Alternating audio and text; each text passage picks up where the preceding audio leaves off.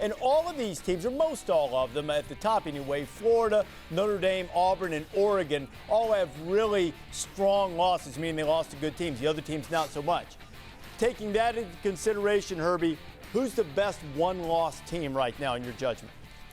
It's a toss-up for me between Florida and Oregon.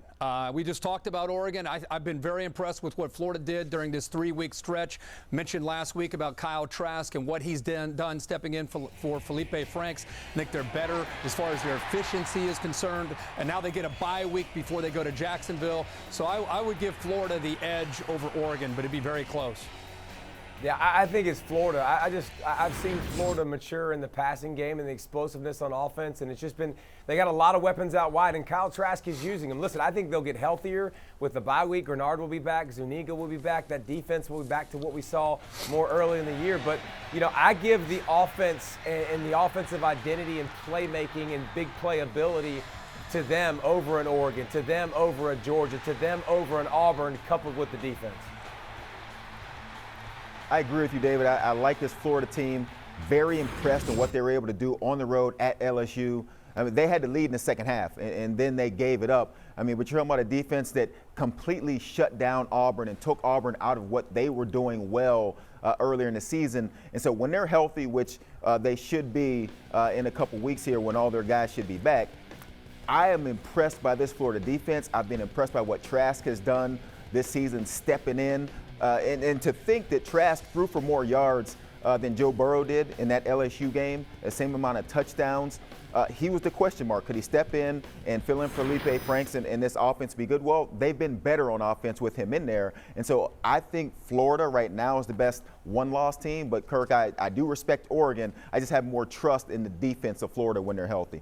And, Joey, whenever we talk Florida, by the way, team.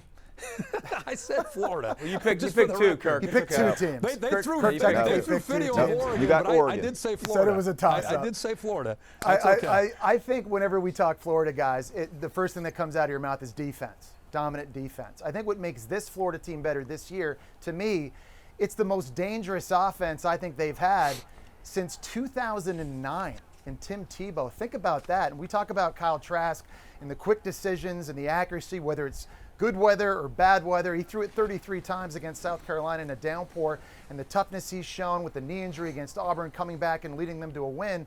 But look at the group of receivers and tight ends, Pitts, and running backs they have. They've got legit home run hitters across the board. And by the way, they're about to get their most dynamic player back, Kadarius Toney, against Georgia in the biggest game of the season so far, in 2 weeks. So the offense to me is what makes them different. The fact that they beat Auburn, who Oregon lost to, I think gives them an edge over the Ducks for me right now. Of course, they beat South Carolina without their two starting defensive ends, who just beat Georgia. So to me right now, the best one-loss team is the Gators. Jesse, I think there's a great point about the offense of Florida. I'm sure that there are play callers in the country who are Dan Mullen's equal, but I'll take him up against anybody. I think there's no one that is clearly better. He has a great sense of timing, whether it's a trick play or setting up a play and so forth. And it's benefited the Gators greatly a couple of times when they couldn't block the opposing offensive or defensive front, especially in that Auburn game. Hey, thanks for watching ESPN on YouTube. For more scores, highlights, and analysis, you can download the ESPN app. You've got the ESPN app, right? Honestly, on Saturdays for college football fans, if you don't have the ESPN app, that's the lifeline for every college football fan. So you have to have that. The live streaming now, ESPN Plus. To me, it's the only way to go. ESPN Plus was key for me recently. Got to get ESPN Plus. Arkansas State, Troy, down to the wire. Loving it. Superdog winner. Thanks to ESPN Plus.